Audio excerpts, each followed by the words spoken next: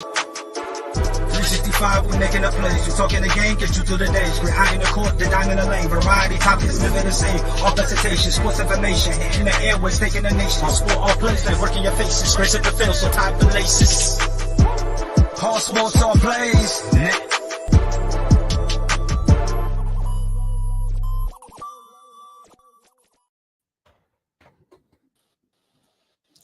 What's going on, everybody? We are live here on Real Talk here on this lovely Thursday. I can't remember what day it is. It has been a week for your boy. Like, man, I was telling Kenny before we came on, they are really trying to make me earn my compensation. Actually, today was payday, which as an adult is never as exciting as it sounds as a kid. Because 100%. Businesses pay you as their bill, but then you got to take that money and pay your bills, and that's not fun. Oh my God, did you see the score of the Celtics Bucks game? Like, man, I'm sitting there watching it, and I was sitting there watching it, and like I couldn't believe what I was seeing. Like, they were getting worked. For those of you who don't have it, 108-66, and this is a nationally televised game. Is Milwaukee playing their starters? No, and that's the other part. Everybody's playing except for Middleton just got caught like an elbow in his head and kind of got a cut.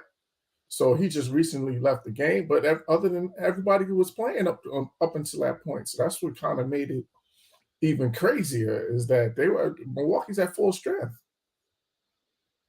Wow. Okay. Well, that's not what I thought when I opened not at all the old app here. I would have thought this was a great matchup. This is 1-2, right? 1-2 in the East. I believe so. So. And Milwaukee's 55 wins, Boston's 52. Okay, so this is a big game. Boston's 3 games back, and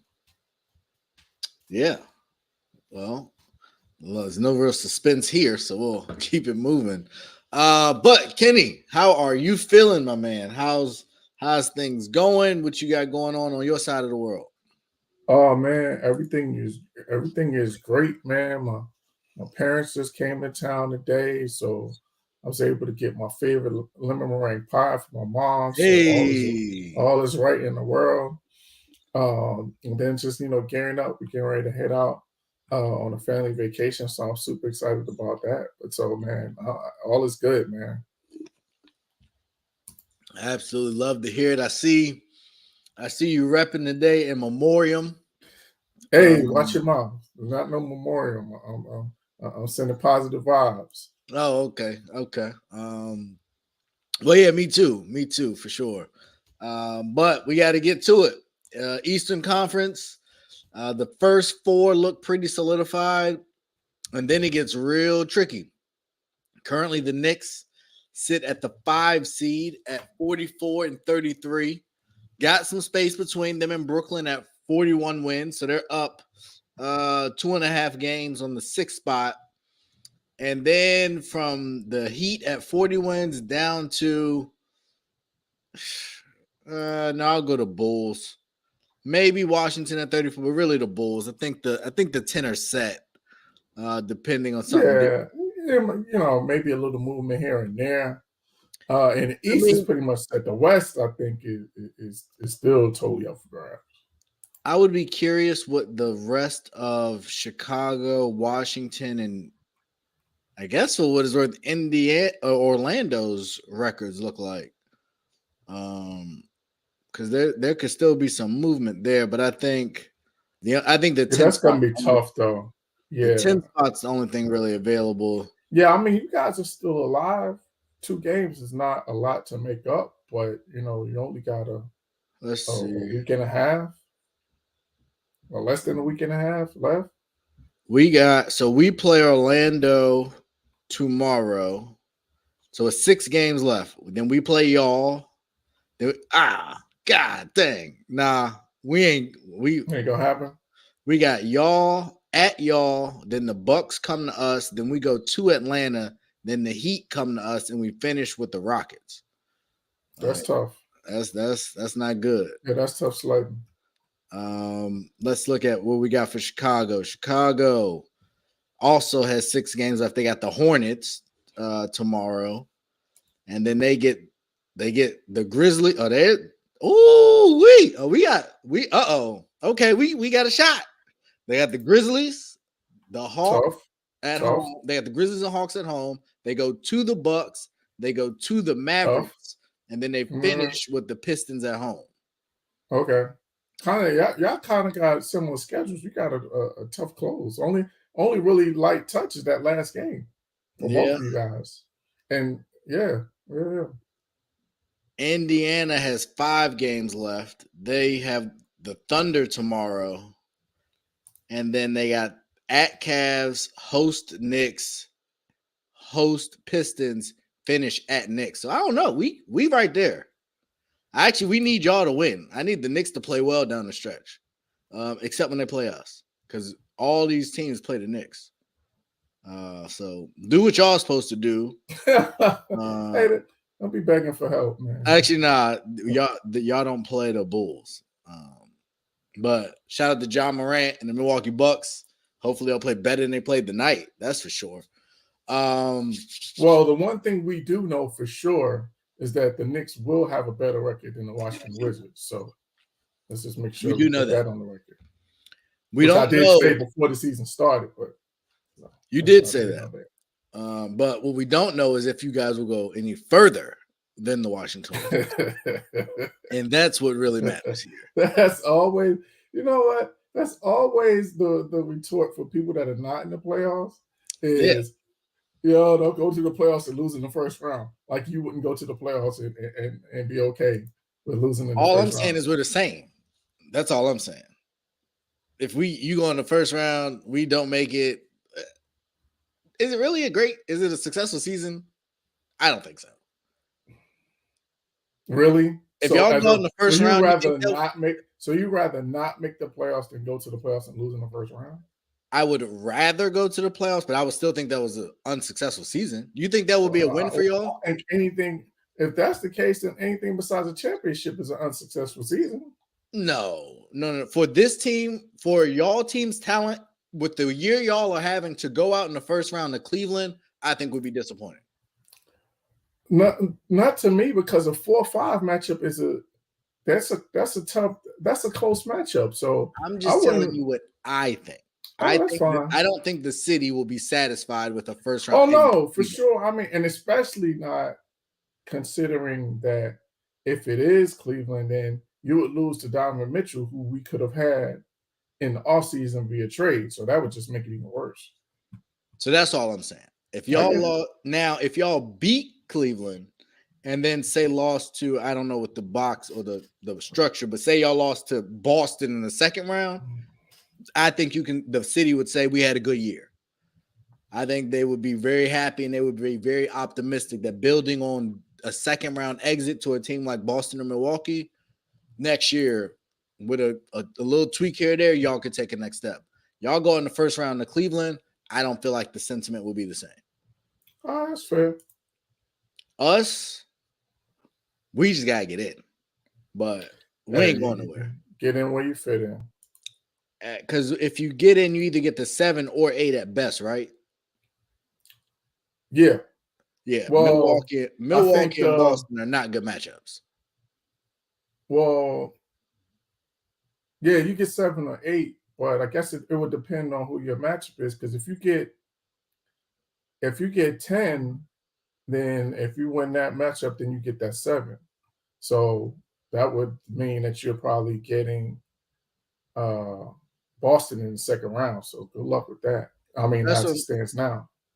Yeah, that's good luck. Either way, that 1-2 matchup is not a good matchup. No. Any of those teams. That's tough sledding. The only team I see in the play-in, maybe Atlanta, if Trey and Murray put it together. They might. They could scare somebody. Miami too, I think. I think just don't Miami could see it scare in some Miami. people. You know what it is with Miami is they're the type of team that because of their culture and because of how tough and how hard that they play, Agree, they'll be there. you know what I mean? You're never going to get, it's not going to be no light touch. So you never know. You know what I mean? My issue for Miami is you need a guy in the playoffs. And I don't think they got a guy. I don't think Jimmy's the guy no more. And Tyler Hero has never proved to me to be the guy to me in the playoffs. Well, I would say, and neither has Bam. It's kind of the same. It's kind of the same issue that we've been having in terms of the Knicks is not having that number one guy. So I think Jimmy shows because to your point in the playoffs, you got to have somebody that you can just give them the ball and tell them to either get himself a shot or get somebody else a shot. And I mean, when you think about it, and Jimmy Butler only does that. He only does that when Rachel Nichols is around. I'm not doing this with you. But he doesn't do it consistently enough to be called the number one. Right. So that's fair. And I don't know who's guarding Giannis. And that's the other issue with him. I don't think he can guard those guys anymore. Like there was a time 3 years ago, I don't mind putting Jimmy on Tatum or Brown or Giannis and saying go at it. Today, well, that you know why though? Because he has to have so much. He has to carry more of offensive responsibilities that he can't exert that same amount of energy on defense and still give you 25. You know what I'm saying? That's a lot. Yeah. I mean, I agree. And so I think we've seen that was part of Kawhi Leonard's issue. When he became an offensive guy for real, the defense waned, and then obviously his body just couldn't sustain. Yeah, because you're expending a lot of energy. So no, I'm with you on that. Definitely with you on that. But we do got to get to Mr. Julius Randle, a unfortunate end to a really good all-star season that he's been having. Is it a high ankle sprain? I just know. They said the last thing I saw was he was going to be reevaluated in 2 weeks. Yeah, which is not good news. Usually you want to be ready to come back in 2 weeks at this time of the season, not with sprained ankle. I wanted to see if I didn't see the play. I wanted to see if I can pull it up on video real quick to see what it looked like. I have not seen it either. But yeah, by all accounts, 2 weeks, barring some magical healing or some spray that they have over in soccer. Hey, listen, man. You know these medical platelets. Medical technology has advanced a long way. So the problem is come back a lot faster. America keep pissing everybody off. We can't go overseas and get no more special sauce. Yeah, yo, chill out. Hey, Brittany Grotton, don't never mind. Oh boy, man, better stay your butt in America and rehab normally. Don't be messing with it. Is. I think let me see. You got it. It looked like it was under the basket or something. Yeah, it was. I'm about to watch it again. But my question for you, while you kind of peruse that, is I saw it. It's a pretty good cushion y'all got. Can the Knicks hold on to the 5? Or, in your opinion, would you rather, as a Knicks fan, fall to the 6 and have to play Philly? I'm going to be honest with you. I like our matchup with Cleveland better than I would with Philly. Joel Embiid, yeah, he's just murdering the whole league for the lack of a better term. So I just and then the other thing is what's my young fella? Mitchell Robinson, he's just a foul waiting to happen. So it's just a bad matchup all around for us. So I would rather play Cleveland, especially another reason is because they're young and not playoff tested. and an experience. So I think we would have a better shot with them as opposed to Philly. So I would definitely rather stay in the 5 seed if possible. And do you think that'll happen? I'm hopeful, but I don't, I can't say with any confidence. What I would like to see, and I was thinking about it, before we came on, is this is going to be an opportunity for Obi Toppin to, really get some minutes and to be able to contribute. That's my guy, Rob. What's up, man? To contribute and to get some minutes. So I really hope that he takes advantage of this opportunity, because I think he brings a different dynamic to the team in terms of the pace, in terms of getting up and down and being able to get into transition more and to speed up the tempo. There's athleticism. So I'm just curious to see how we're able to play with him, getting more minutes. So I hope he takes advantage of it and steps up and gives us, a lift, because we're definitely going to need him going into the playoffs, because I saw the play, like it wasn't bad. In terms of sprains, I think that's one of the better ones. Like, he didn't pull his full weight on it. He kind of was like on the tip, and he kind of rolled it. He's kind of on his toes, and he kind of rolled it. So those are usually not as bad as the ones where you like land all of your full weight on, you know what I'm saying, and roll it over. It wasn't that type. So I think that we kind of, avoided. I think it in terms of what you want to see from a sprained ankle, that's probably the best case scenario in terms of a sprain. So hopefully it will just be 2 weeks, and he'll be back and ready to go. But I like to sum it all up. I'm hopeful, but I can't say with any assurity that I think that we're going to be able to maintain that fifth position. For sure. Now I was just looking while you're speaking. Y'all good. Y'all got 5 games left. You do play Cleveland next, but after Cleveland, it's Wizards, Pacers, Pelicans, Pacers. Y'all should be able to hold on. Yeah, that's not bad. 2.5 game lead. Yeah, y'all should be able to hold on to it. That's not a tough stretch. I can live with that. So, okay. I am less optimistic, I guess, on what this means. Like, I think he'll be back. I disagree with you. I know Embiid's playing great, but this is playoff Embiid. This is playoff James. This is playoff Philly. And yeah, I agree that Cleveland is young, but they're just big. And they have a dynamic guard that I don't think y'all have an answer for. I think it would be easier to double or just let Joel go off, and then, Joel do Joel, and, you eat that. I don't know. I think Cleveland has a lot that is dangerous. And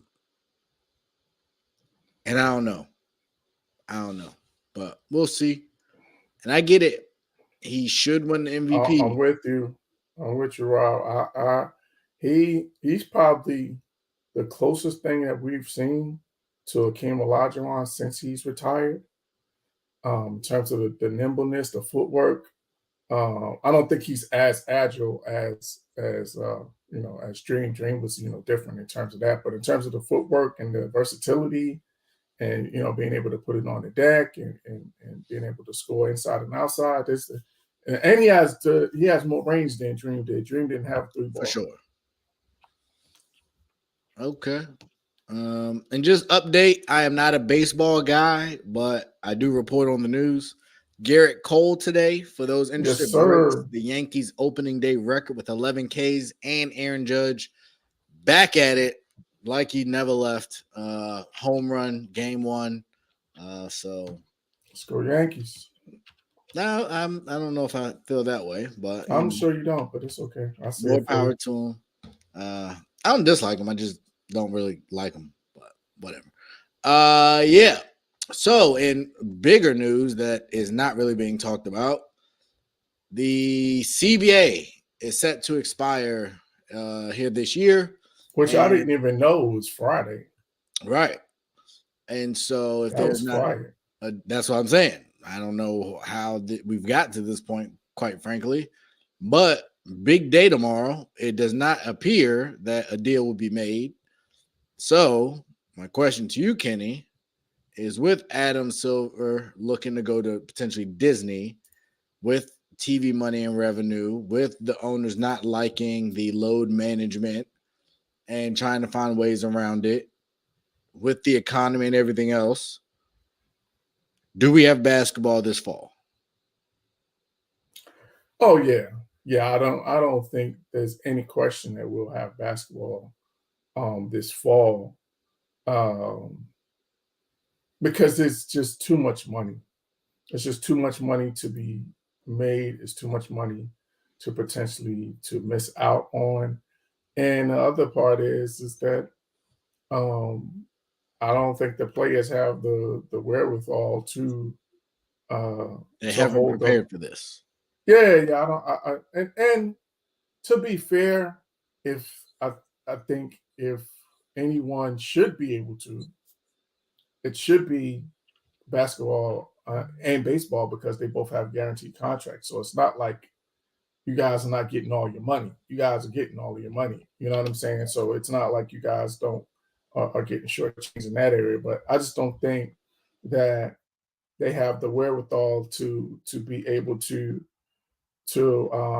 hold out or to sit out and to miss any checks. So having said all that, and I think it's in the best interest of both parties to get this done. And we haven't seen a lockout. I think the last time there was a lockout, Chuck Smart was in the league, and that was like in the early 2000s, if that, or 90, I think maybe 99. I don't even think it was the 2000s. I think it was like 98 or 99 or something like that was the last time that there was a lockout. So I just think it's just too much money out there and too much money is being made on both sides that they're both going to do what is necessary um, to get the CBA done. Because the other thing is that I don't think that there's any huge obstacles in terms of getting this deal done. Load management, I think telling guys that they making guys play games. I don't think that's going to be a holdup to a deal. You know what I mean? I don't. I guess like you said, it's a money thing. And there's always the potential concern over who's getting the greater percentage of the money. And if the owners have liked the position they've been put in based on the percentage of revenue and how it's being shared. And I don't know.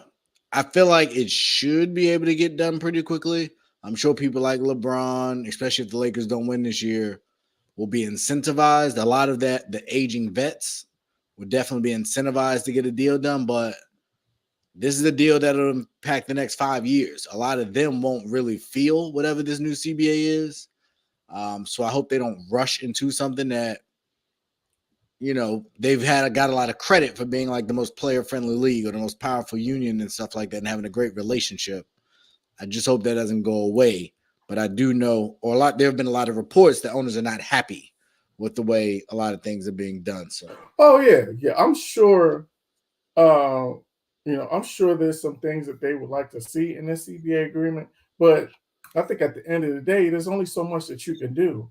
You're not going to stop. A CBA is not going to stop players from demanding trades. It's not going to stop players from trying to force their way out of situations. Like you can't legislate that, or you can't collectively bargain, that into a deal. You know what I'm saying? So I how disagree. how It's just like how they negotiated bird rights. Like they've heavily incentivized players to stay with your team. So yeah, I agree. You can't absolutely. force a trade, but if you decide to force a trade, the ramifications for sitting out could be more detrimental.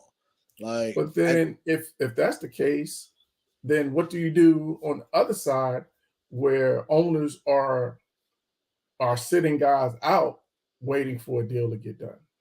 Then what? And I think that's the negotiation. I think the players are going to lose that argument.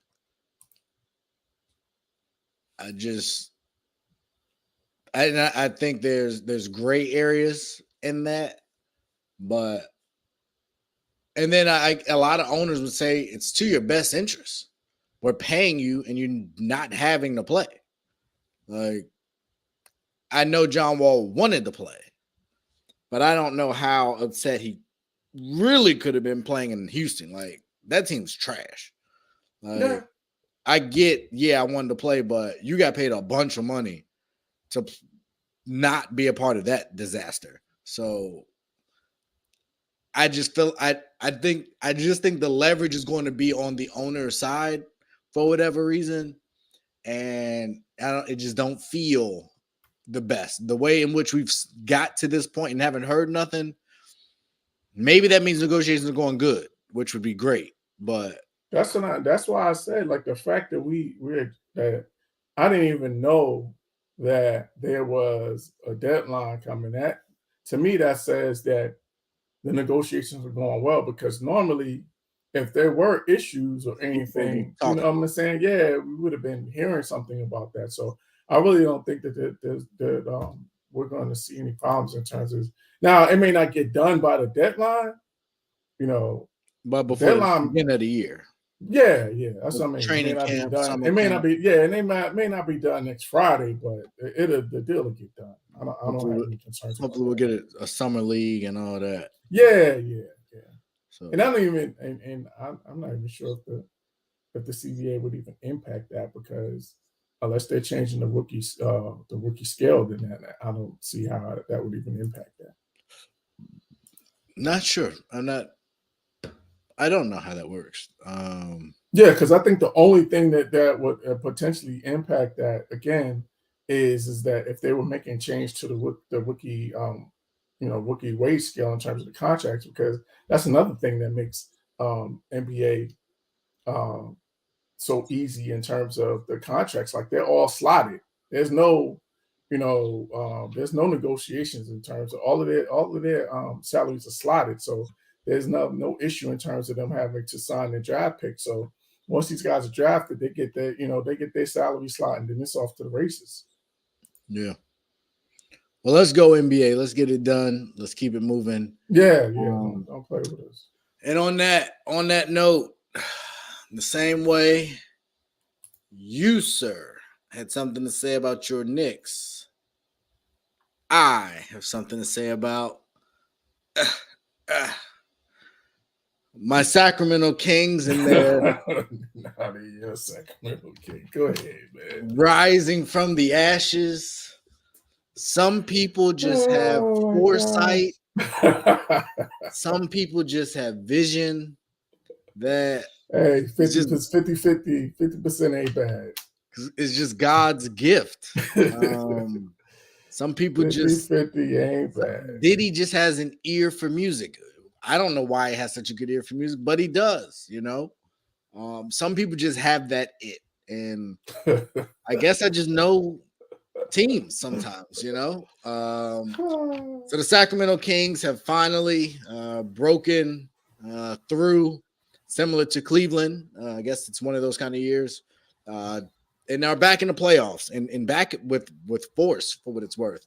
Not sneaking in a dominant power position. And I liked them before the year, and I still like them. I don't see any team that has significantly more veteran savvy or long-term leadership outside of, obviously, Golden State. I'll give you Phoenix, especially with Kevin Durant. But the rest of the West, they ain't proved nothing. Nobody's really done much of anything. So I think it's as wide open as ever. I think their head coach is one of the most tenured and most trial-tested in these situations. So I think that is an advantage that most won't have, and he's not getting enough noise nationally for the job he's done. So shout out to Mike Brown and the continued growth there. Shout out for making me look great. And yeah, I'm happy for the franchise.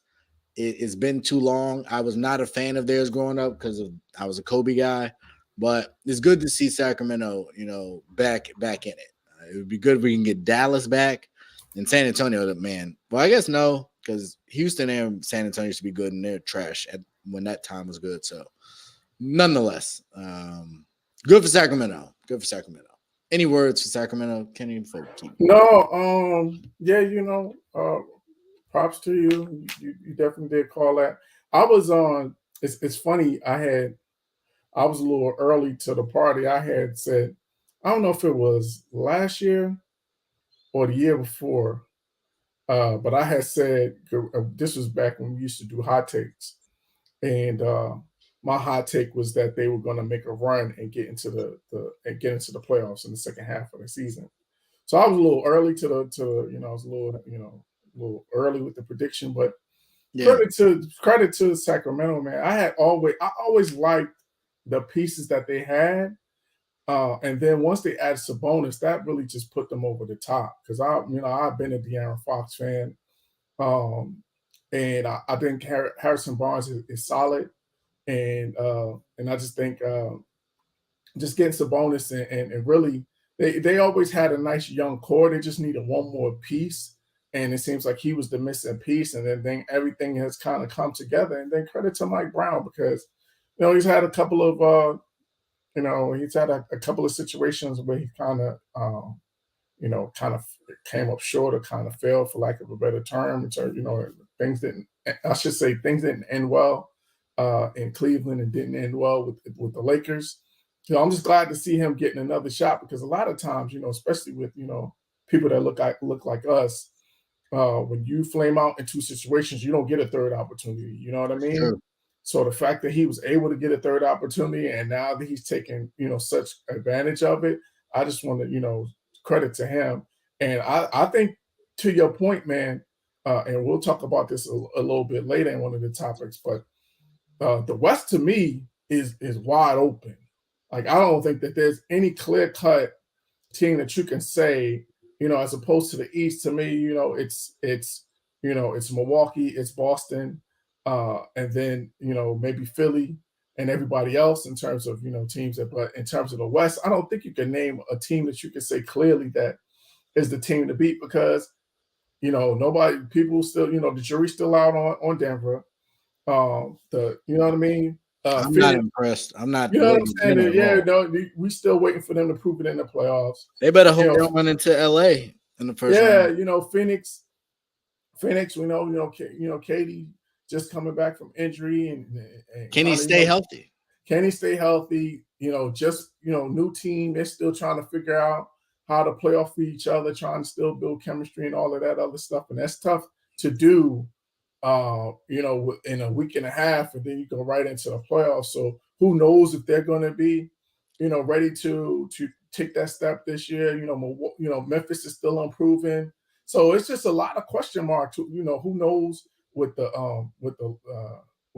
and then you got Golden State, who knows what they're going to be in, the playoffs, what they're doing, in terms of their struggles on the road. Like I was about to say, they can't win on the road to say that's what I'm saying. It's so wide open that, if I'm a Sacramento Kings fan, I'm excited. And that, to David's point, the experience is really the only thing that can really be that can be the thing that can potentially hold them back from making a deep playoff run because they have the talent, they have the depth, they have the chemistry. So, if I'm a Kings fan, I'm excited going into the playoffs. I agree. I also will say, quick aside, going off the top of my head, we're going to look back. This is going to be a really good draft class. Like Keegan Murray, we haven't talked. There's not a lot of talk of rookies this year for whatever reason. Yeah, and I forgot about him. He's been good. This has been a really good rookie class. That's why I liked him. I said back then he was probably my second favorite. I took Paolo and I liked him. When I see you perform in a tournament, it means something to me. And at that stage, he carried them. And he hit a big shot the other night. Set a record for rookie threes. So shout out to him. Congratulations on setting a record. And it's just not. I don't know what the NBA news is about, but I'm not feeling like there's a lot of great stories that just aren't getting the recognition they deserve. And if somehow Paolo could carry Orlando into the playoffs, I know it's a huge Super long upside. shot, but yeah. Man, that would be such a cool story to see them start to get back to their heyday. And he's kind of a Penny Shaq mix in size. For real. But Great call. yeah, man, it's a good time. I think the West is wide open, so we can get into it. I'm gonna start like this. So I was just looking, and yes, the West is wide open, but man, we have the opportunity for some matchups. So currently, we have Denver and Memphis at the 1 and 2. Denver likely will lock up the 1 seed, but that would leave them potentially a Lakers matchup or a Mavericks matchup, a Wolves matchup, and potentially even a Golden State matchup should they fall. How many games does Golden State have on the road left? They host San Antonio. They go at Nuggets. They host Thunder, at Kings, at Blazers. They might split. They gonna need that Blazers game. Probably. Well, and Dame is out, so yeah. But have you seen them play on the road? It don't matter. Yeah. They've won 9. They're 9 and 29 on the road this year. San Antonio's bad. You got two non-playoff teams out of this. Yeah. And who knows, Sunday, that Denver game, if they clinch that 1 seed, then they might be low managing. So I definitely Michael Porter Jr. probably low manage him and Jamal Murray. So we'll see. So that'll be tough. But as it stands, we would get Golden State, Sacramento in the first round, which I really don't want because I like both of those teams a lot. Phoenix, Clippers, which would be, I think, probably the best series for me, as long as PG and Kawhi stay healthy. I think that'll be great. And then currently, LA would play Denver, which I could easily see LA beating Denver. I picked them not to get out the first round, but if they get, I think they lose to any other team. Yeah, right. 8-10. Yeah. Is it 8-10 and 7-9 in terms of the play-in, or I thought it was the opposite? I think it's 7-8 plays, 7 and 8 play, and then 9 and 10 play, and the winners play. And then I think the winner gets the higher seed. I think is what when we looked it up. If 10 beats 9, and then 10, it's not. I think you're right. It's definitely not 7-10, 8-9. It's 7-8, 8-9. I think you're right. Yeah. And then the winner gets I think you're right.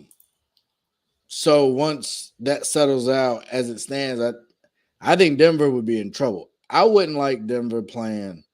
Now, if somehow they can get New Orleans, who seemingly is clinging to life, then they good. Mm-hmm. If they get New Orleans or Oklahoma City, because Oklahoma City can't do nothing with Jokic, I think they'll be straight. But if Minnesota, Golden State, or LA falls to that 8 spot, they're in trouble. Dallas, if Dallas can come back, I just don't know if Dallas is going to work. Luka seems like mentally he might be in a bad spot.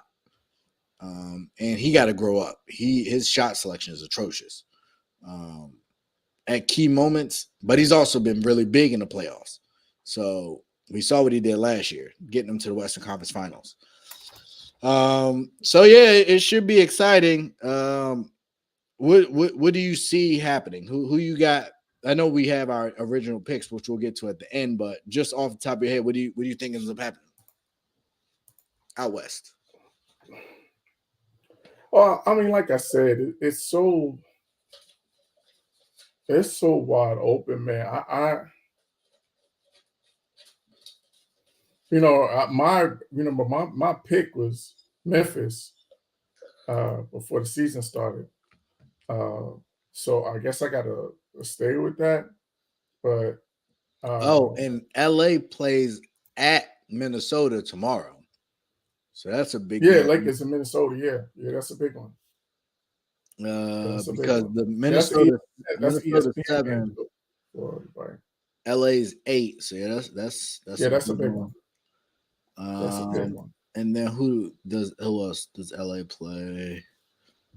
Then they go at Rockets, at Jazz, at Clippers, which is basically a home game. Host Suns, host Jazz.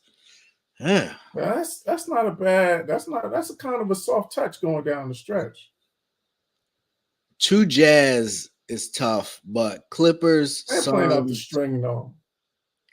Well, you know what? Utah on the right night can I was be. just gonna say. No, I just looked at the standings. They're only a game and a half out of that 10 seed, so there ain't gonna be no layup. Yeah, they're two. Like I said, it's 2 games out the win column. They're 2 games apart. So yeah.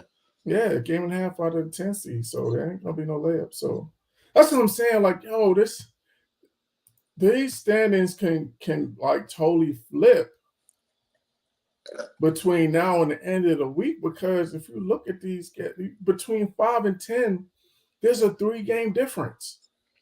Yeah. So that thing could totally flip on its head. And even like I said, if you want to extend it 2 more to 12, it's only a game and a half more. That's what I'm saying. It's crazy. You could go anywhere. You could make a move from the 10 to the 5 seed in the matter of a week. Yeah, because Phoenix has at Nuggets tomorrow. I'm sorry, they host the Nuggets. Then they go at Thunder, Spurs, Nuggets, Lakers, Suns. So Phoenix, I'm sorry, and they got Clippers. They end with Nuggets, Lakers, Clippers. And then they still got the Thunder, who are no joke. So they're gonna have to get this KD thing to right, or like you said, they sitting right now at the 4 seed, but you lose 2 or 3 of those, and you're losing to some of the people you're going up against. You'll fool around, have Kevin Durant to play in with Devin Booker and Chris Paul, and then it's a 1-game showdown. And you definitely want to have to rely on DeAndre Ayton in that situation. So it gets real shaky real fast. For real. Like this, but the other thing I think that we got to really give the league credit for this whole play-in. And at first, it was kind of some backlash about it, and people were up in arms about it. But this play-in has really been a game changer in terms of the competitiveness of teams going down the stretch. Like, there's no more, we really don't see teams tanking. We really don't see teams, folding it in down the stretch, besides, Portland. I think that's the only team we've seen right now that's kind of really, packed it up. But for the most part, I think this play-in has really changed the competitive balance and really has made the going down the stretch of the season a lot more exciting and a lot more enjoyable to watch. So I agree with you. As a fan of the NBA, 100%.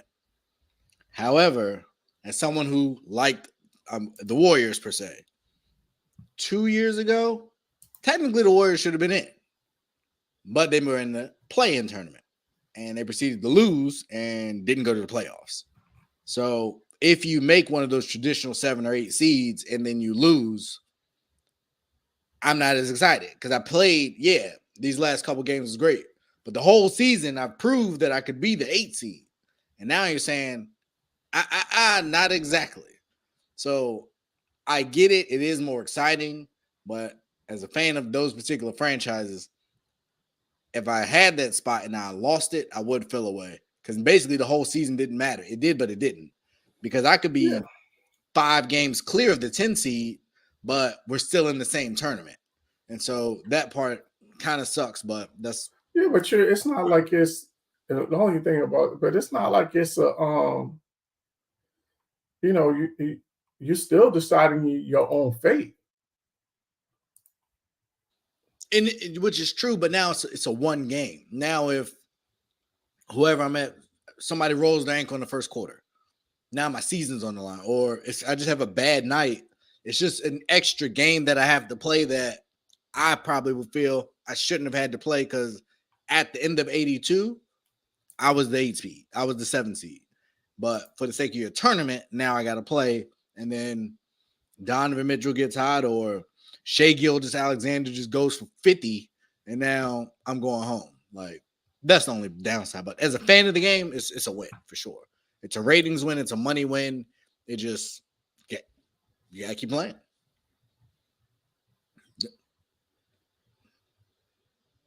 Like in your a great example. Say worst case scenario, and I don't know if it's even really possible. No, it is. It's definitely possible. Say the Knicks go on a slide, and now after this great year, now y'all in the play-in, and Julius Randle's out. Like, y'all whole season is now lost when y'all probably wouldn't have fell to the 8 seed, but now you're in the play-in. Trae Young gets hot in the Garden, pays y'all back, and now y'all go home. It's like, yeah, that's exciting, but kind of sucks. So I'm gonna enjoy it, but as a fan of a team that happened, as a Knicks fan, I'd be pissed. But no, not me. I'll say get to the 6 seed. You don't got to deal with that. Be better. Okay, I respect it. Hopefully, you don't have to deal with that, but we do got to get to it. Haven't covered a ton of it. We actually covered almost as much women's NCAA as we've done men's NCAA. But we're here now, and it's time to put our picks in. I have told y'all on here, I have not watched a single game in this NCAA tournament. I've seen clips, I've seen moments, but I ain't watched a single FAU dribble. I've not watched a single San Diego State dribble. So I have no idea. Okay. So you're just guessing. This is definitely a guess. Okay. San Diego State is favored by 3. Vegas typically knows what they're talking about. They are ranked as the 5 seed. FAU, the 9 seed. Miami, and then UConn on the other side. For those of you who don't know, FAU is a proud school, a school that has come a mighty long way, and I am going to go with the upset. Okay. I'm going Florida Atlantic. The little research that I did do led me to believe that they beat some good teams. The Tennessee, Kansas State, and I like them. Got Memphis out of here in a tough game. So they've tested, they've tried. I got San Diego State, and this is tough. I actually have watched some of these games. Miami and UConn, I've seen both of them this year. UConn's a 5.5-point favorite. I think Miami covers the spread, but I do think UConn wins. I'm going to go UConn, FAU, and my national title, and I'm sure whoever has the national title game is pissed. Because either you're getting FAU or San Diego State in the national title, and that is not what you want for ratings. But the only thing is, man, the NCAA tournament always rates well, so I don't even think that's going to be a factor. I will be very curious if we get a UConn FAU national championship. I will be curious those ratings. That excite me. I get it. My only concern would be because there's the issue. Sorry to interrupt. The other issue that they have that the women don't. The women actually have stars. They got a couple stars playing that will at least draw you in and playing head to head. Yeah. I don't know a single one of these men's basketball players is playing. I get it. Like. The announcement I got was the Alabama guy saying that he's going to go, and I should know his name. I can't. Brandon Miller. Yeah. But that's the news. Ain't nobody talking about. No, you're right. Who? Like, the talk is Iowa, Dawn Staley, LSU. And then Virginia Tech's in there. I'm from Virginia. I don't even feel like Virginia's been hyping Virginia Tech's run. Like, I don't see no Virginia Tech flags flying everywhere around here. Nothing more than usual. So it's just been a weird little space we've been in with this tournament. But some great games. I definitely am more excited about the women and what they have to offer. But before we get to the women, who do you got going forward for the men?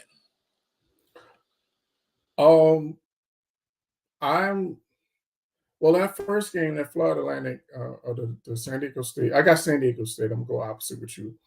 I watched San Diego State, and they really guard the basketball. Like they are really tough defensively, and you're talking about Brandon Miller, like they literally shut him down. That dude was like 3 for 20 or something like that in the game that they played. So they struggled, and he really struggled. Like he couldn't hit the side of a barn. So I just think defensively they can really get in you and make things tough for you. And watching Florida Atlantic, I watched them as well, and really they kind of were. I would say they kind of stole one from Kansas State because they really Kansas State made a few mental mistakes down the stretch, so they really could have and should have won that game. So I just think that the magic run for Florida Atlantic, I think it's going to kind of come to an end. And I just think that defensively, San Diego State is just going to give them a whole bunch of problems, as well as they have some length and some guys that can hit some shots. So I'm going with San Diego State in the first game. And the second game, I'm definitely going UConn. UConn has been the most impressive team in this tournament. Like they've been smacking everybody that's been in their path. Like none of their games have been competitive. So I just think they're the team to beat. Like I think that they're winning it all, and I know we didn't get to that, but I just think they're the team to beat. I just don't think Miami again. Miami is a team that while they get up and down, they don't really guard as well, and I think that their size, that UConn size, is going to really give them problems. So I think that, and I think if I remember right, I think they matched up already this season, and UConn beat them.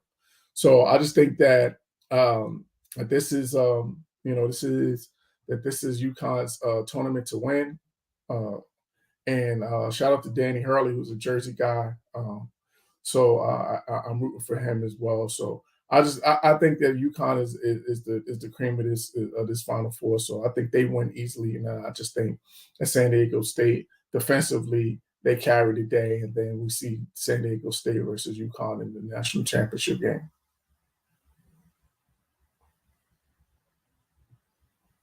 You're muted.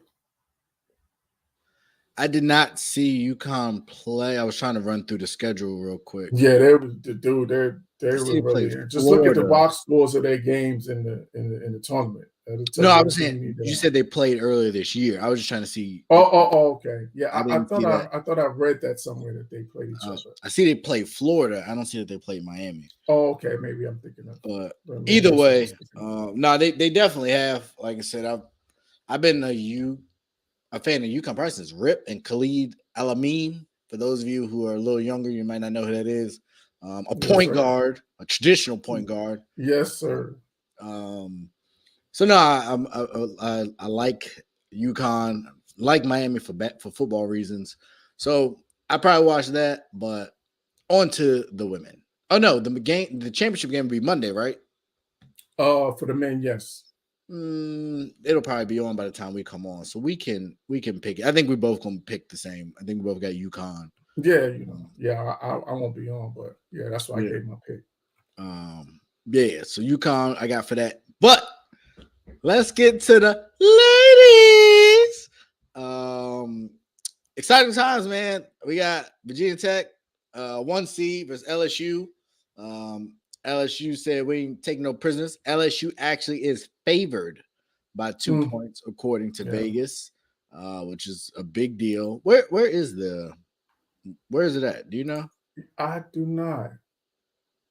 Dallas. Okay. American Airlines Arena. Okay, yeah.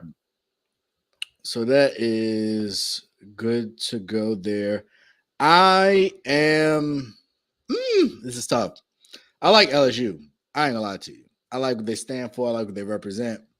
But I'm from Virginia. And at no point would I ever pick against a Virginia team at this point. It could be Radford in the game. Radford, because they're from Virginia. So I'm gonna stay loyal. I think LSU might win, but I'm picking Virginia Tech. That's my official pick. I'm sticking with it. No excuses. On the other side, I got player of the year versus probably coach of the year, maybe one of the greatest coaches of all time. I think South Carolina will devise a plan defensively to get Caitlin out of her game. She can still assist the ball well, so you can't stop her. But I think they can make it difficult to score. They can make it tough to score. They can be physical with her. So I got South Carolina and Virginia Tech. So the 2-1s will meet and chalk it up. Dawn Staley gets another one. And I'm not going to say they cruise, but they finish. I think they win each game by at least 5. South Carolina's favored by basically 12. So I got South Carolina by at least 5 in this game and the championship. What'd you got? I'm with you on the South Carolina and Iowa. I think South Carolina just is a little too deep for Iowa. And I watched, like I said, when we was talking on Monday, I watched that. I watched the Iowa game on Sunday, and while Caitlin Clark is amazing, she's very talented. Her supporting cast is not the greatest. Like she doesn't really have a lot with her. Like she just really elevates those young ladies, because she draws so much attention. Kind of like your guy Steph, in terms of she has so much attention on the court that it leads to open looks and easier opportunities for the her other teammates. So I just think that, and then also inside with Aaliyah Boston, man, and I don't think Iowa has anybody that can really deal with her. So they're gonna have problems with her on the offensive end, and then just the depth in terms of what they're able to do. And I think the different young ladies that they'll run at Caitlin Clark, I think that's just going to wear her down, and she doesn't have enough of supporting cast to kind of carry. Because I'm sure I think she's going to have some moments where she struggles to score, and I don't think they have anybody else that can really create their own to be able to pick up the slack. So I'm with you there. So I got South Carolina advancing in that game, but I like LSU over Virginia State. I watched LSU, and Angel Reese is a baller, man. She could really go. She's long. She's athletic. She can put it on her deck. She can rebound. And they got a couple of guards that are really tough. They got a quick point guard that I really like. And her name is escaping me, but she got some serious game. And then other young lady from Savannah, who's actually a rapper. There's an article on ESPN you should check out talking about her. That's pretty interesting. That talks about how she raps and has her own has a deal with Rock Nation. Rock Nation.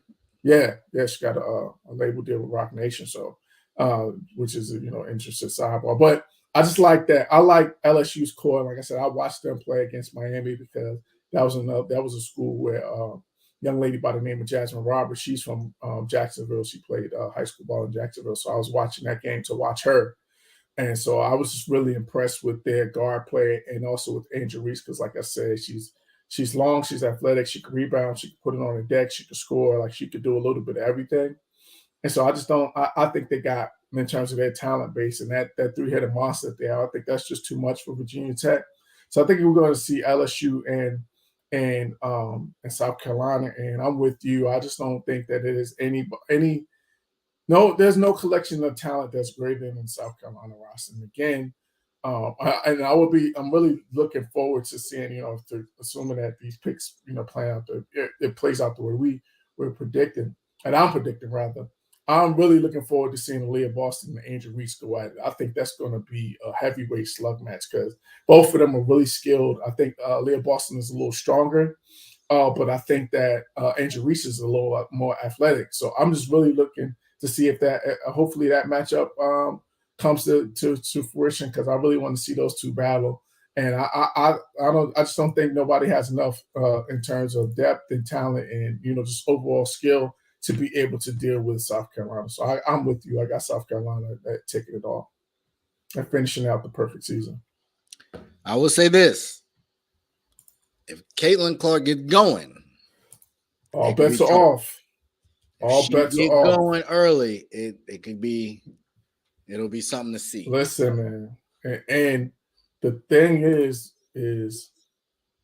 she has she got that equalizer because she got that 3-ball that she could pull from anywhere on the court. So you're gonna have to pick her up early, which spaces the floor for those others. But those young ladies are gonna have to knock down shots because they're gonna eventually just blitz her and try to get the ball out of her hands. So if those guys, if her teammates are not making shots and making open looks, then it's just gonna be a long night. Yeah, I was gonna say it could get ugly if they ain't hitting open shots. Yeah. So hopefully we get some competitive games. I will say that for sure. Speaking of competitive, the Baltimore Ravens seem to not necessarily want to stay competitive, but they are in a competitive battle with their quarterback. And we're starting to hear rumblings of words that we don't want to hear. Collusion, blackball, old good boy network, all those fun things. And it begs the question, a 26-year-old MVP requested a trade in early March. And we didn't hear about it until he wrote a letter. And there's been little to no traction. If anything, we've heard a number of teams come out and openly say we're not interested. Teams with the worst quarterback situations. So my question to you is, what do we think is going on? No one likes to hear that C word, but it's starting to show the signs of collusion because this is starting to really not make sense in a lot of ways. But having said that, I think at the end of the day that and I kind of alluded to this on Monday when we talked about it. I still think that Lamar Jackson is going to be a Raven when it's all said and done. I think that they're going to mend fences and that they're going to work things out and he's going to get his bag. Now, having said that, it may not be the 5 or 6 year deal that he wants, but I think he's going to get a 3 or 4 year deal that's going to be fully guaranteed. I don't know what the number is, but that's my prediction that he'll get a 3 or 4 year deal fully guaranteed and that they work things out because, to your point, there's no way that you even if the fact that you tagged him for those 2 number ones, even if somehow he was able to work out a deal and to make a trade, you're not getting 2 number 1 picks that's going to get you equal value for Lamar Jackson.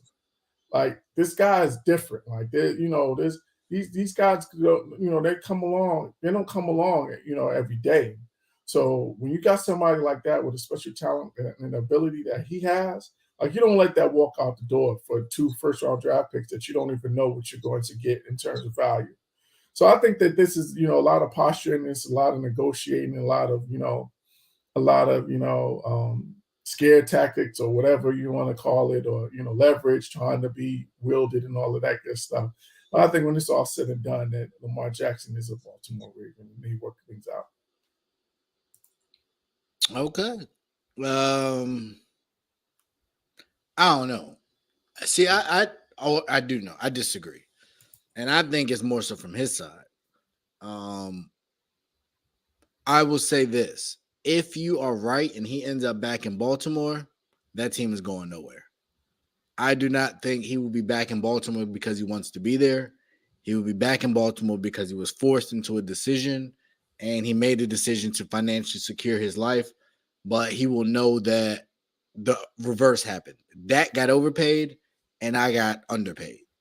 And his personality the way he responded when people were critical of him, running on the blacktop with the kids and some of the other off the field activities he's done, his response to that is John Morantian, and that I don't think that's going to go well. I think these bridges have been burned, and that's why he's come out and made it public. I requested a trade because y'all ain't getting it. I think it was Anthony Davis that went through that. And it was like, we tried to keep it quiet, and they thought they could make it work. These young kids is a little different.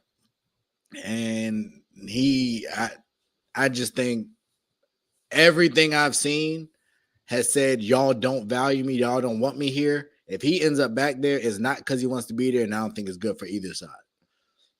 That may happen because of the compensation, but I do not think that's in anybody's best interest for him to be a Raven. If he does go back, you think they can put business aside and get back to it? Yeah, I think the team's not even that good anyway. So, yeah, I mean that's the other part. That's another conversation for another show. But so you don't think if they give him 4 years, $200 million, he's gonna be okay with that, fully guaranteed? I think if that was on the table, he would have took it. And if they gave him that $50 million a year fully guaranteed, I think he could swallow that. I don't know what he's asking, but $50 million fully guaranteed, I think is hard to be upset about. I think they can make that right, but I don't think that's anywhere close to on the table. Well, again, this is all negotiation. So, you never start with your highest number. So while they haven't gotten to that, I don't know if they will not ever get to that number. But I think based off of the reports, you would think that's not close to what they've been offering. I mean, so I see your point. And that was my other part. I feel like you could get to your best offer before your franchise quarterback goes public with a trade request. If you waited to that long to give him your best offer, like we've seen this play out for like 2 years now. If y'all still haven't gave him your best offer, like y'all tripping. Like I don't understand the point. Now you're just dragging him along for what? I think he has a number, they got a number. And I don't think either is moving anywhere close to the middle based on what's being reported and just the way it seems. And they were willing to put some FU tag on him because you don't put that tag on your franchise quarterback. A transition tag on a MVP 26-year-old quarterback that has constantly led y'all to the playoffs, and you put a transition tag on him?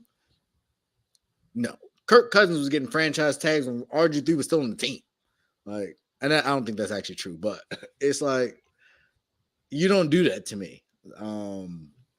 So I think the disrespect is high, and I don't understand the angle the Ravens are playing because it's not like y'all went and signed a valuable backup. Like, I don't see a plug-and-play guy there, and you're not drafting high enough to get one of the young guys. So I don't really know That's the other part, too. Like, they really don't have it. It's almost like they're kind of painted into a corner, so to speak, because to your other point, one, you don't really have a whole lot of offensive talent around him as it is, so you need him even more. And that's why you probably didn't get the free agents. You're not going to get the free agent wide receivers because of the system, and you're not going to get the free agent quarterbacks because of the system and the talent. So I agree he has leverage, but I think he played on that. But they don't seem willing, and I think a lot of it has to do with Ozzie Newsome ain't there. But I think they've decided, similar to me, this is our number. You ain't worth anything more than that. If not, kick rocks. The part that sucks is somebody, to me, appears to have put a call in. And that's what I don't like. Because now you're suppressing my market.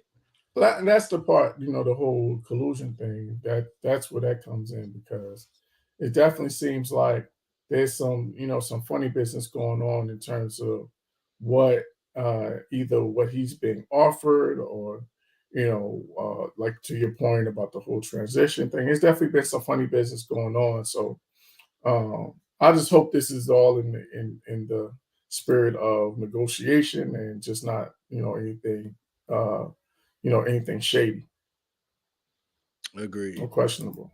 But given the history of the owners, I'm not overly optimistic. But I get that, but I don't. The Ravens have kind of been a It's a different model. regime. But I mean, in terms of I don't think that they've really been a team that's been known to do shady business. So I don't know. This would be a first for me. I don't really recall. We heard that about the training staff. So, well, I mean that, but I'm talking about in terms of like contracts and negotiations and things like that. So I don't know. I don't like the way they've handled Lamar, to be perfectly honest. And no, I'm with you. Like that's what I'm saying. Like even what they got for Hollywood Brown and how they traded him, like I think this is not the Ravens of Ray Lewis and Terrell. Well, those guys. That's probably a statement on Acosta. Like this might be more of a statement on Acosta, than anything else. So, hopefully, as my neighbor to the north, hopefully I'll get it together. But it is not looking good. These two teams in our areas. Whew, and I don't know what y'all waiting for. Y'all should have gone ahead and put that offer in and give up them 2 first-round picks. You're definitely better than. We can't do nothing. We're in the middle of a sale. You think you're gonna acquire a $200 million? And they ain't like that's the ownership. That don't got nothing to do with the GM and the president of the front office. They can still make deals. The owner got to sign off on that. What you mean? That's trades though. I don't think that's going to. Dan Snyder isn't. He's trying to sell the team. Why would you take on that kind of asset? Like you're gonna. What the new ownership would have to want Lamar Jackson. Like you can't. Think they wouldn't? I don't know. I think there's a lot of owners that might not. To be honest, especially, I think he can work in our system, but I don't know what Eric Bieniemy thinks of him. I don't know if that's who he wants as his quarterback. I think he would think that he's got a more athletic version. He could kind of have a 2.0 model of Mahomes, and then he could just tighten up his throwing and tighten up his quarterback skills and just make him a even more dangerous version.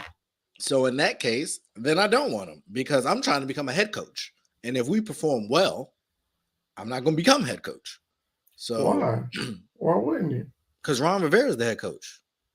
But he would get more credit because he's going to be the one running the offense. I think that's why I think this is exactly why he went to Washington, because Ron Rivera is a defensive coach. So anything they do offensively, he's going to get the credit for it. Not if you're doing it with a gimmick system, with a gimmick-ish quarterback.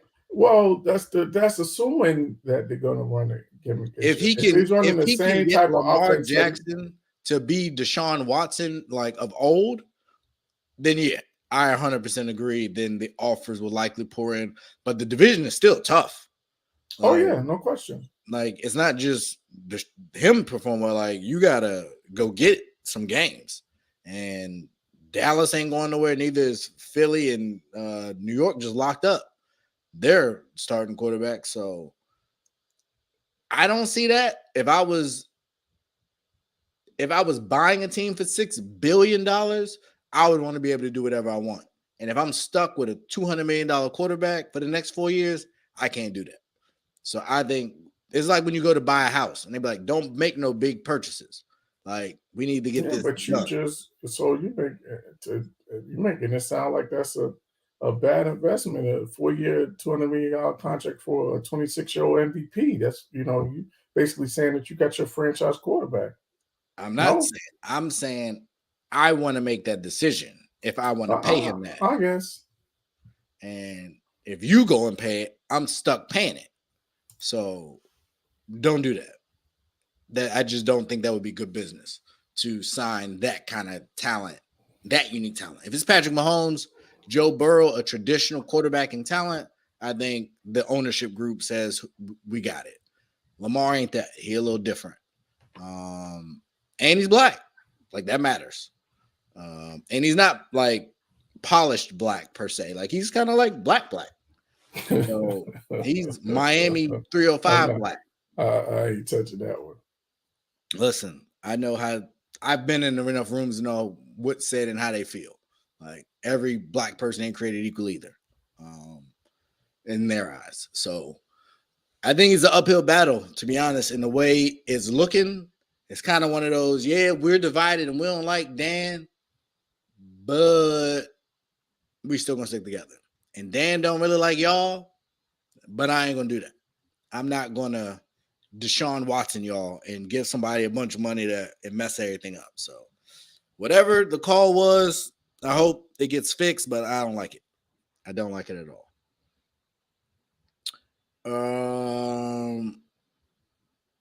We can hold the playoff picks until no, because then you won't be here by the time the playoffs start. We'll just do it later anyway. We can do it. We got time. So we'll give you guys a quick update on where we are after our amended playoff picks. We talked a lot about basketball tonight and a lot of moves to be made. But we will see currently where we are. You made the swap, and I don't. I should have left in here who we picked before we swapped. But you, I don't remember who I swapped. Yeah, I don't think you had us in there. I'm trying to see who you would have potentially swapped. Let me see. I might be able to remember. Standings East. Might have been Chicago. It might have been Chicago. Yeah, I think it was Chicago. So you are all good except Indy. Yeah. I am all good except Washington. Dev is missing Indy. Mm-hmm. And Chris is all in right now. Philly, Milwaukee, Boston, Brooklyn, Cleveland, Atlanta, Chicago, Miami. Yeah. So right now, Chris is going perfect so far, even though he doesn't really count. He be hiding. But nah, he did that. And he picked his, I think it was a little late into the year, but it was before we made our adjustments. So, and I don't know who I swapped. I think I swapped Toronto out for, wasn't in Washington. I think I picked us. No, or maybe I picked 99. Yeah, it was Chicago. I think I left y'all out. I think I had the Knicks out. You did. Because we both had the same. You had the Knicks out, and I had Washington out. Yeah. I wised up. I'll take that. Out west, you have currently Dallas is outside looking in. And I missed that. Yeah. Everybody else, you have New Orleans. Yeah. You have New Orleans and Dallas is out, but I also have New Orleans. New Orleans shouldn't count for us because they robbed us. But I have Minnesota in, and I have Sacramento in, and I have New Orleans in. So I'm all in right now. No, you're all I have Dallas. I have Dallas though, so Dallas is not in. Oh yeah, same. We all. So I'm Dallas and New Orleans. Those are my two, right? Yep. And then Denver, Memphis. He has New Orleans. That's right on the edge. He has Dallas, and then he has the Lakers, who are technically back in. Mm-hmm. So I don't have the Lakers in. That might bite me, but whatever. Chris Chris had Portland. Chris is definitely dead on Portland, and he also has Dallas and New Orleans. It might get ugly for Chris on the west side. But the rest of those should be safe. Oh, and the Lakers. So I can't see the bottom of his. I can't. He has Denver, Memphis, Clippers, Golden State, Dallas, Portland, New Orleans, and LA, the Lakers. Mm-hmm. Okay. And then finals wise, you have Memphis, Philly. I got Dubs, Bucks. Dev has Dubs, Celtics, and Chris has Memphis, Philly. Both y'all got Memphis, Philly. I have Giannis as the MVP. You have Ja Morant. I don't think we're not gonna win. It's gonna be Embiid or Joker. And we both had Paolo for Rookie of the Year, and I have good. Gobert for Defensive Player of the Year. You had Drew Holiday. I don't know if there's been enough talk about who might win Defensive. Yeah, that's it. I don't know. That one's up in the air. I don't know. No, let me ask you this though. Talk about. Do you think that young fellow from Sacramento has any chance to unseat Paolo for Rookie of the Year? Can't think of his name. Keegan Murray? Nah. The numbers just aren't there. Like, he's good. He plays a great role, but he's not the number one on his team. Paolo's the number one. Yeah. He's like the 4. Yeah, right. He might be the maybe 3. He might be the 3, depending on how between him and Barnes play. Yeah, because Barnes is inconsistent, so he's kind of like Davion Mitchell has a big game. He's more defensive. He's more defensive. So I just think the load is just different. It's just yeah. Oh yeah. No, and the numbers. The point of him, the number one is definitely clearly that's the separator because he's clearly the number one option. Paolo's like 20-7. Yeah, I'm looking now. Keegan is at 12, and I ain't enough. 12-5, and I ain't gonna get it. So who else would just think? Now I'm just thinking off the top of my head. Who else would be on that first team all rookie? Let me think.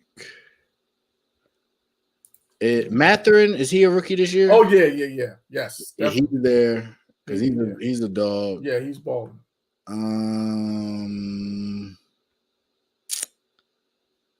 Who else? Jabari Smith had a good year, but Houston's so bad. Yeah, and I was gonna say he kind of he's been in and out. Yeah. So, I don't know outside of them as locks. Who was the other one? It was Paolo, Murray. Was Suggs the other one? That was another. No, he wasn't this year. I'm looking. Who was the 4th pick in that draft? Because Murray went 3rd. He went 5, I think. Nah, he didn't get the 5. Oh, 4. Sorry. Okay. Jaden Ivey. Jaden Ivey. That's what I was thinking. Yeah, so it's probably going to be Paolo. Jabari might make it. But Mathurin for sure. Shaden Sharp, I think he's been up and down. Jalen Williams is definitely going to be. He would be from Oklahoma City. Yes. Yeah. I mean first team.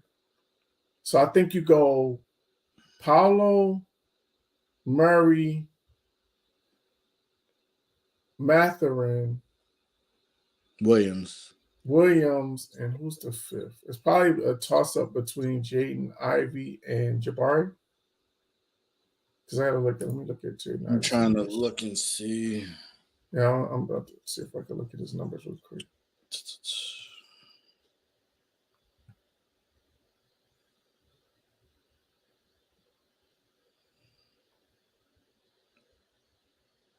Where's Jalen?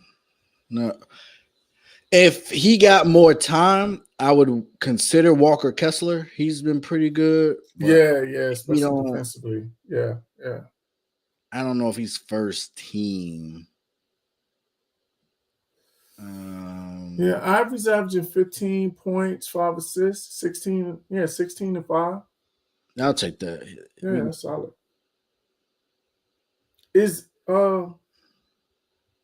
Duran is not a rookie, is he? It's his second year, right? Is Duran a rookie? I think he's a rookie too. Out of Detroit? Yeah, I think he's a rookie as well. So he might get some consideration. This is not easy to find, like the rookie rankings. Just to get a list of people.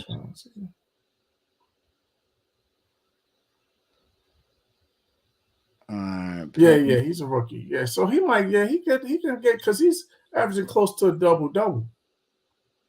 So he might get a look too, but he'd probably be second team. Jaden 15. 15-6, 15-5. That's 15 solid. 5 is solid. Yeah. Duran's on. He is 8-8, but Yeah, I'm gonna round them up 9-9. I'll go now. 9-9. I'm good with that. Jabari Smith, they have on this joint ranked for whatever reason lower than Tari Eason on the same team. I don't agree with that. But yeah, that's what I said. it. He's kind of been hit and miss.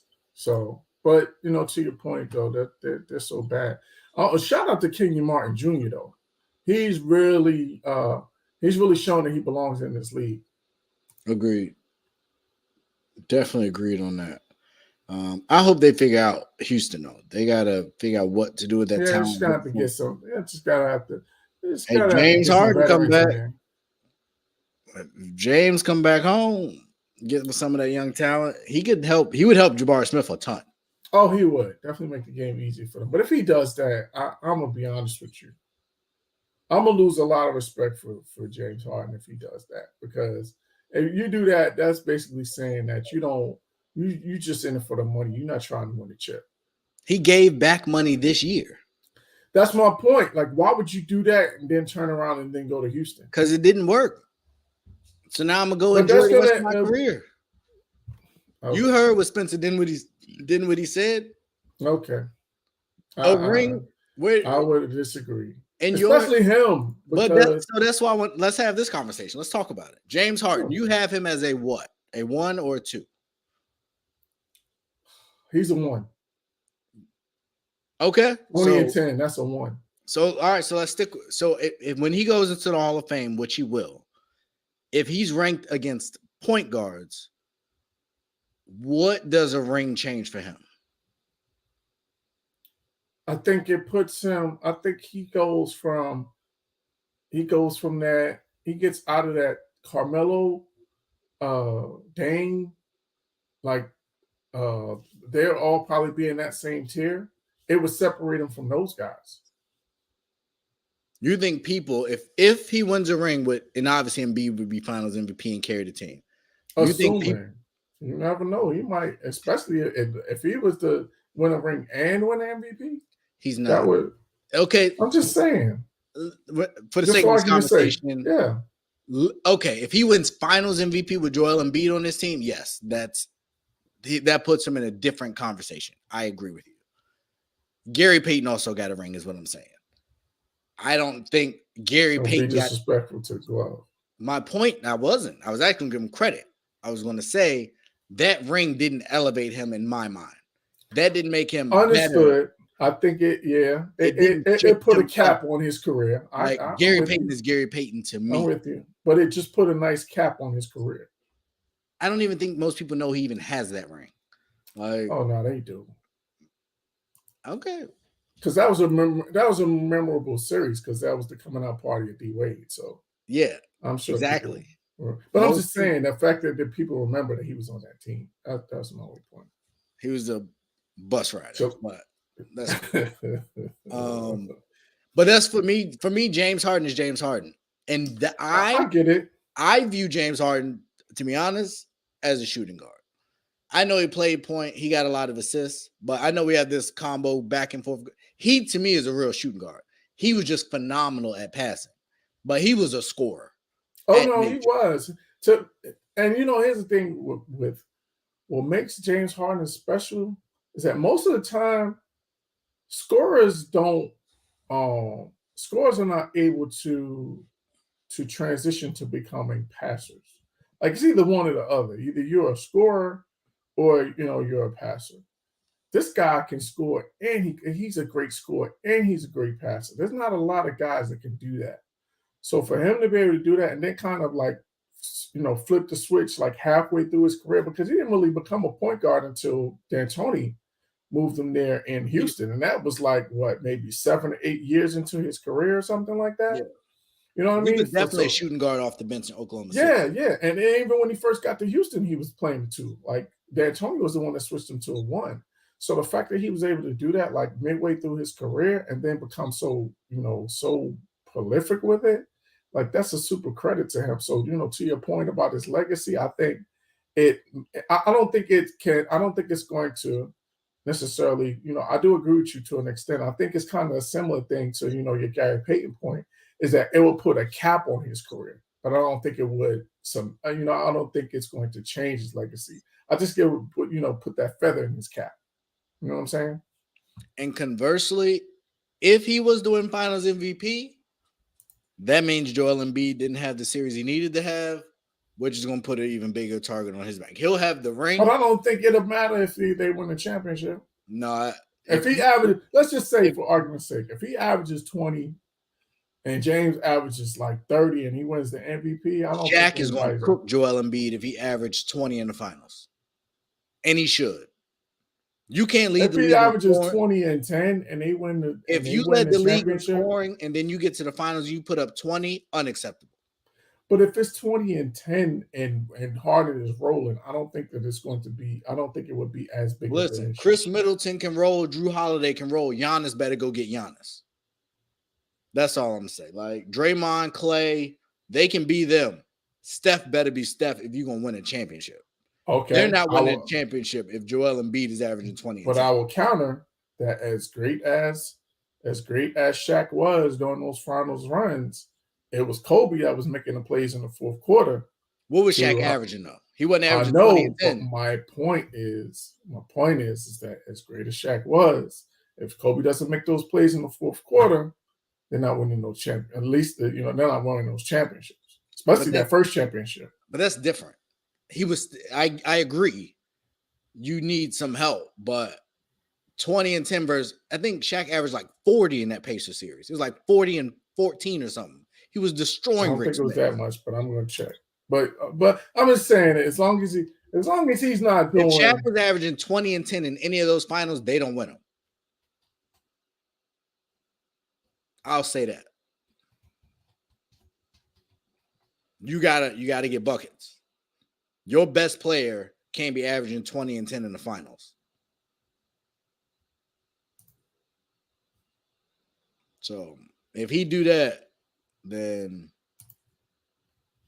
I don't know. He gonna have some work to do. And he will probably win regular season MVP. Harden would have to go out of his mind. Shaq averaged 33, 16, and 5 assists. 2001. That was the first one, right? No, that's Philly. My bad. No, he was crushing the Pacers. That's the Philly one. I thought he was averaging 40 against the Pacers. Hold on. I grew up a Reggie Miller fan. I remember the numbers were not. Okay, so that was 99, 2000.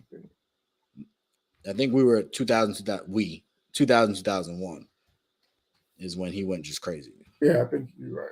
Wait.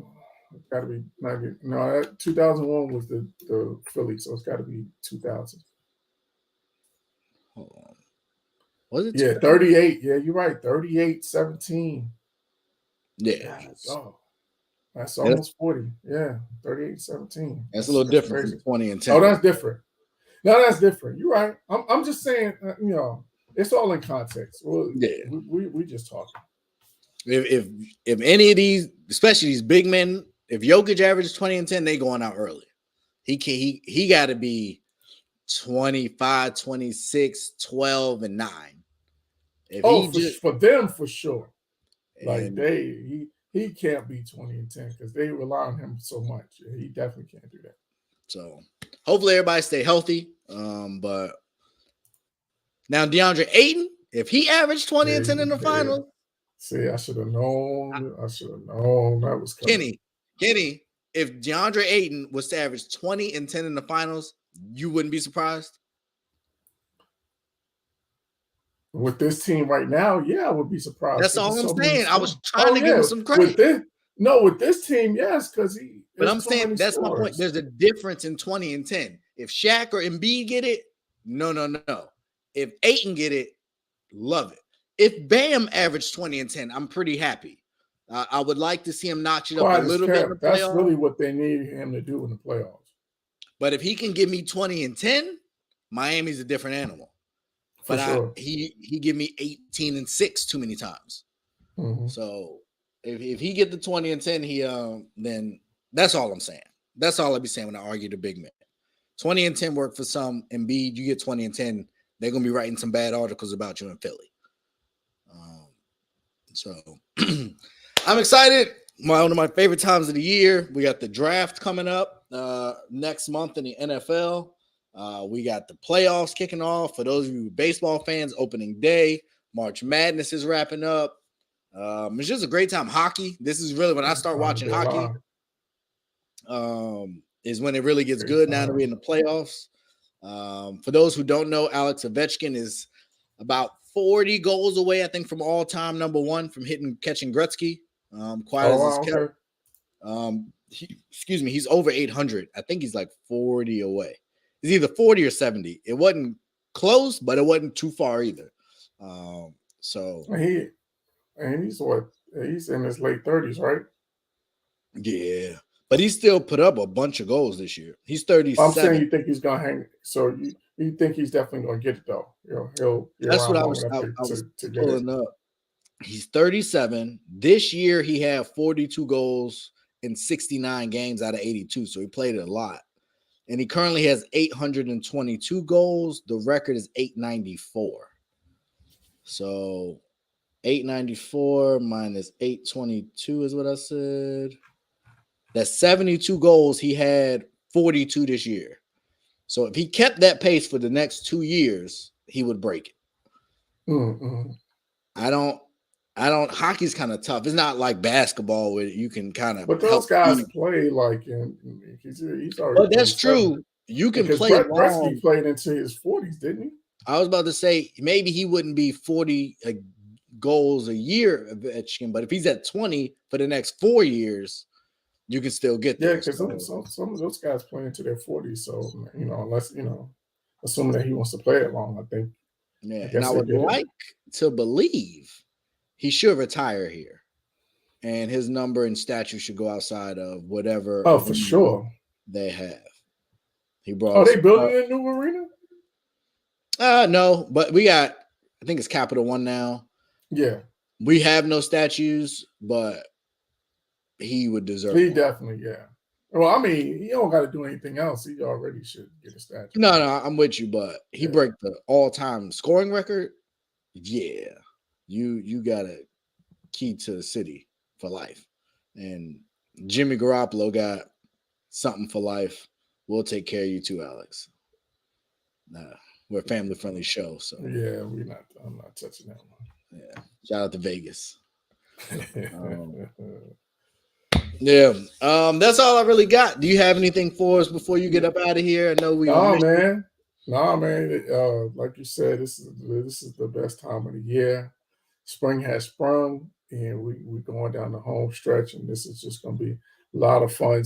Everybody stay tuned and stay connected. We're going to definitely give you everything leading up to the playoffs, going into the playoffs. So, stay connected and keep rocking with us and keep interacting. We love the interaction from the fans. So, and just get your opinions. And if you're whack, we will definitely let you know. But if you don't, we'll let you know that as well, because it's real talk. We don't pull no punches. Absolutely. Only keep it real here on Real Talk. That's what we do. We keep it real and we be right. Kenny had the Knicks. I had the Kings. Football was okay. I ain't messing with baseball, and basketball's about over. So our pick's going to be on ice for a little bit, but we got some playoff matchups. Yeah, we'll pick series. At that point, we can really pick games and stuff like that. Yeah, we'll pick series and games. It'll be interactive. We'll keep a tally for you. Ray can reign supreme as he usually does when it comes to these things. So just educating them, young wise man. Young wise man. But y'all stay blessed. Y'all have an amazing weekend. We just doing a lot. Definitely. Oh, we got the app. I don't know if anybody's able to, if y'all are watching this app right now. Yes. We do have our ASAP app that is live and in your app stores now, or Google Play stores. So we're on your TVs. Coming to Apple. So coming to Apple. So yeah, continuing to grow and expand. Continue to like, share, and subscribe our stuff here. The Bond Chronicles Mondays at noon, Thursdays at 8 a.m. And Mondays at 8 a.m. on Patreon. YouTube gets it a little bit later. So we got that going, and then we got us every Monday and Thursday. Kenny, when's the next interview you got coming out? Nothing, not scheduled yet, but working on something, working on a couple of things. So once we get those locked in, then we'll let you know. But there's definitely some more interviews with some independent creatives. Perfect. And that drops on Minds of Creativity, a partner here at ASAP. So go ahead and check that out. There's already a number of interviews there. Obviously, a number of podcasts. Dev is not with us, but he had his 100th thought. So go run it up for Dev. 100 episodes is really the goal. When we got started, I said, Kev on stage said, if you ain't willing to get to 100, don't start. So that's been my goal, to get to 100, and Dev's done that. So shout out to him. Big respect, much respect. He definitely deserves it. And y'all have a blast. Stay safe. Enjoy yourselves. And Kenny, when you get back, I don't know if you can get any darker, but get a little darker for us. Enjoy some sun. Oh, definitely do. Definitely will. Shoot some hoops and just enjoy yourself, man. Enjoy yourself. Yeah, I'm gonna eat myself into a coma. That's even better. Even better. Don't get too full, because you got to come back and take these punches. Whatever. But yeah, enjoy, y'all. Have a good one. We out. Peace. Whole sports all plays. Whole sports all plays.